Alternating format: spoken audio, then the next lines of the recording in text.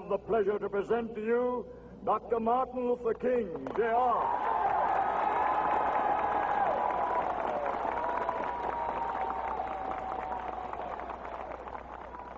I am happy to join with you today in what will go down in history as the greatest demonstration for freedom in the history of our nation.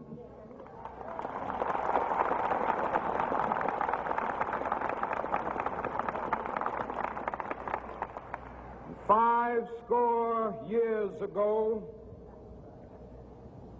a great American in whose symbolic shadow we stand today signed the Emancipation Proclamation. This momentous decree came as a great beacon light of hope to millions of Negro slaves who had been seared in the flames of withering injustice. It came as a joyous daybreak to end the long night of their captivity. But 100 years later, the Negro still is not free. 100 years later, the life of the Negro is still sadly crippled by the manacles of segregation and the chains of discrimination. 100 years later, the Negro lives on a lonely island of poverty in the midst of a vast ocean of material prosperity. 100 years later,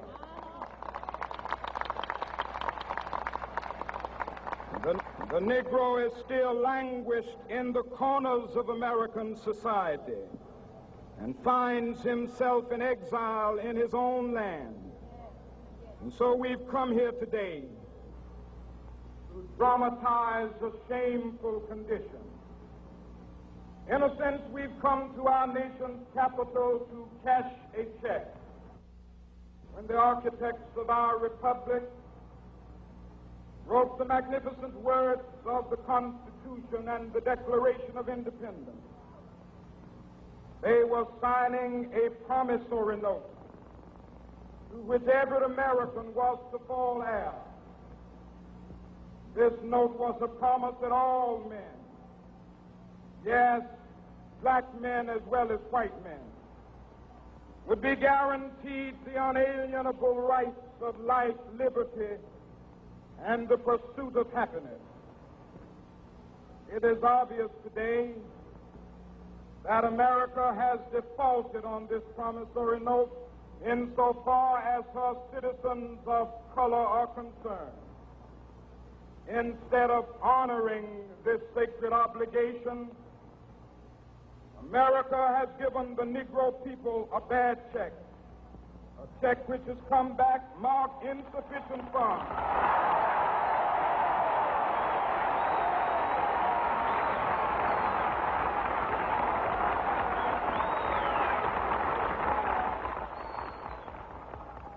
But we refuse to believe that the Bank of Justice is bankrupt. We refuse to believe that there are insufficient funds in the great vaults of opportunity of this nation. So we've come to cash this check, a check that will give us upon demand the riches of freedom and the security of justice.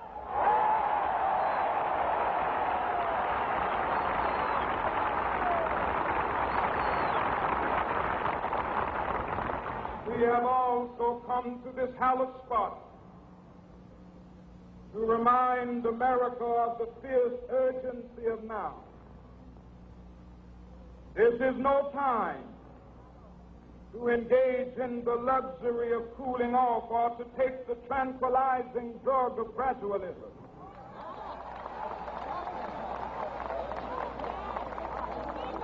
Now is the time to make real the promises of democracy.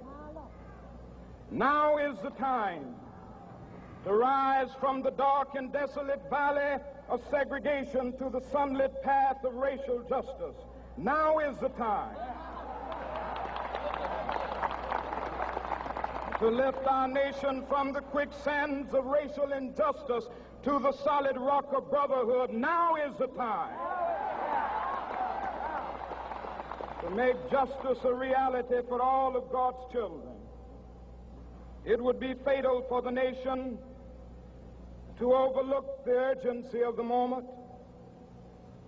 This sweltering summit of the Negro's legitimate discontent will not pass until that is an invigorating autumn of freedom and equality.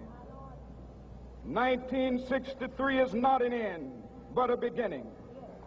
Those who hope that the Negro needed to blow off steam and will now be content will have a rude awakening if the nation returns to business as usual.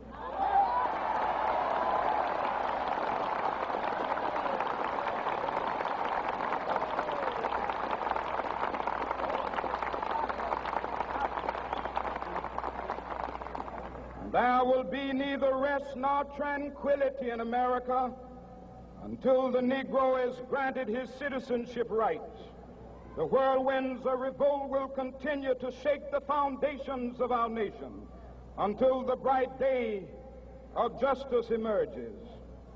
But that is something that I must say to my people who stand on the warm threshold which leads into the palace of justice.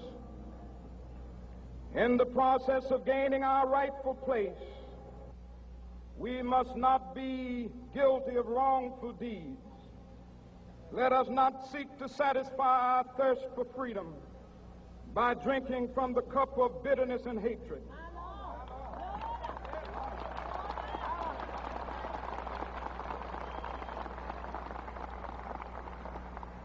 We must forever conduct our struggle on the high plane of dignity and discipline.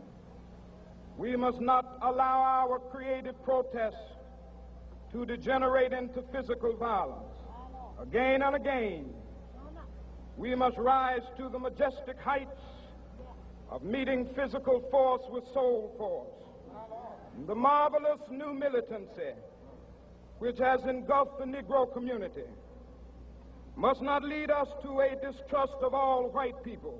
For many of our white brothers, as evidenced by their presence here today, have come to realize that their destiny is tied up with our destiny.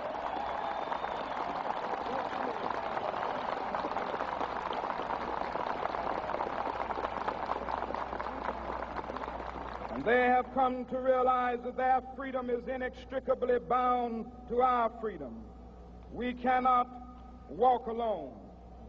And as we walk, we must make the pledge that we shall always march ahead. We cannot turn back. There are those who are asking the devotees of civil rights, when will you be satisfied? We can never be satisfied as long as the Negro is the victim of the unspeakable horrors of police brutality. We can never be satisfied as long as our bodies, heavy with the fatigue of travel, cannot gain lodging in the motels of the highways and the hotels of the cities.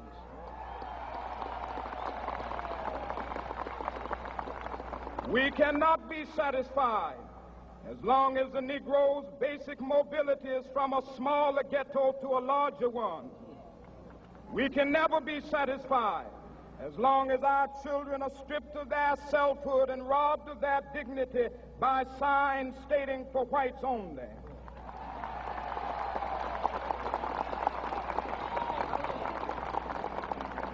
We cannot be satisfied as long as a Negro in Mississippi cannot vote and a Negro in New York believes he has nothing for which to vote.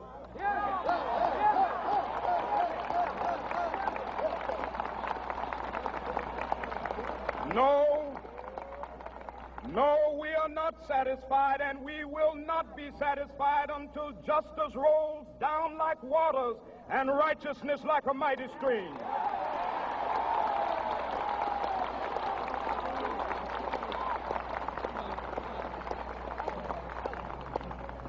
I am not unmindful that some of you have come here out of great trials and tribulations. Some of you have come fresh from narrow jail cells. Some of you have come from areas where your quest for freedom left you battered by the storms of persecution and staggered by the winds of police brutality. You have been the veterans of creative suffering. Continue to work with the faith that unearned suffering is redemptive. Go back to Mississippi. Go back to Alabama. Go back to South Carolina. Go back to Georgia. Go back to Louisiana. Go back to the slums and ghettos of our northern cities. Knowing that somehow this situation can and will be changed. Let us not wallow in the valley of despair. I say to you today, my friend,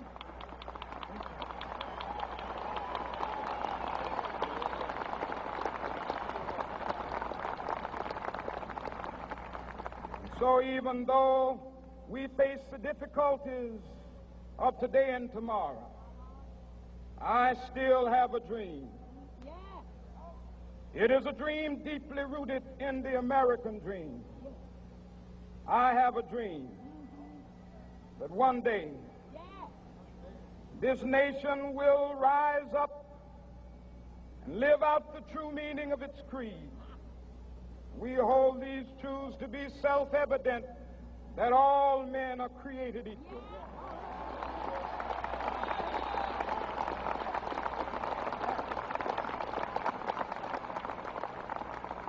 I have a dream that one day on the red hills of Georgia, the sons of former slaves and the sons of former slave owners will be able to sit down together at the table of brotherhood.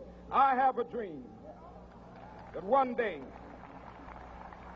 even the state of Mississippi, a state sweltering with the heat of injustice, sweltering with the heat of oppression, will be transformed into an oasis of freedom and justice. I have a dream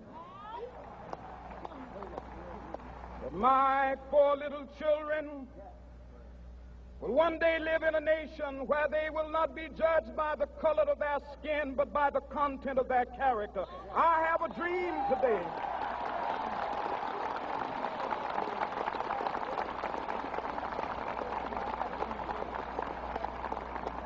I have a dream that one day down in Alabama, with its vicious racists, with its governor having his lips dripping with the words of interposition and nullification, one day right there in Alabama, little black boys and black girls will be able to join hands with little white boys and white girls as sisters and brothers. I have a dream today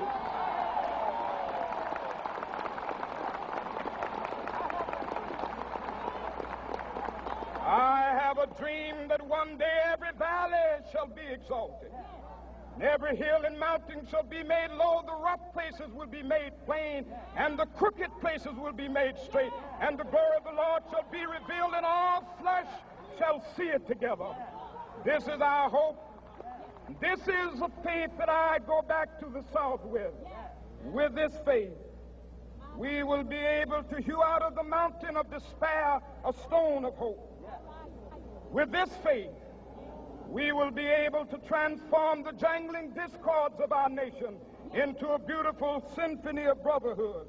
With this faith, we will be able to work together, to pray together, to struggle together, to go to jail together, to stand up for freedom together, knowing that we will be free one day. And this will be the day.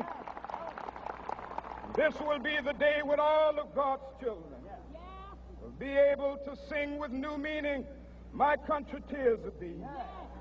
Sweet land of liberty, of thee I sing. Land where my fathers died, land of the pilgrim's pride. From every mountainside, Let freedom ring. And if America is to be a great nation, this must become true. And so let freedom ring from the prodigious hilltops of New Hampshire. Let freedom ring from the mighty mountains of New York. Let freedom ring from the heightening Alleghenies of Pennsylvania. Let freedom ring from the snow-capped Rockies of Colorado. Let freedom ring from the curvaceous slopes of California. But not only that, let freedom ring from Stone Mountain of Georgia. Let freedom ring from Lookout Mountain of Tennessee. Let freedom ring from every hill and molehill of Mississippi, from every mountainside. Let freedom ring, and when this happens, and when we allow freedom ring, when we let it ring from every village and every hamlet, from every state and every city, we will be able to speed up that day when all of God's children, black men and white men, Jews and Gentiles, Protestants and Catholics, will be able to join hands and sing in the words of the old Negro spiritual, free at last, thank God Almighty, we are free.